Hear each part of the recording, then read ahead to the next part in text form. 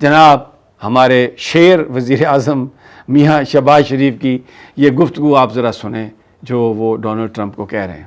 I would like to salute you for your exemplary leadership, visionary leadership, and I think that you are the man this world needed most at this point in time. اس نے یہ کہا ہے Trump نے کہ مجھے کم درجے کے لوگ بہت پسند ہیں اور میں ان کے ساتھ گھومتا رہتا ہوں کیونکہ اس سے میں بہتر محسوس کرتا ہوں.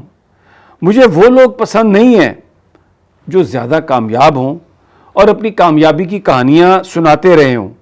مجھے ایسے لوگ پسند ہیں جو میری کامیابی کی کہانیوں کو سنیں.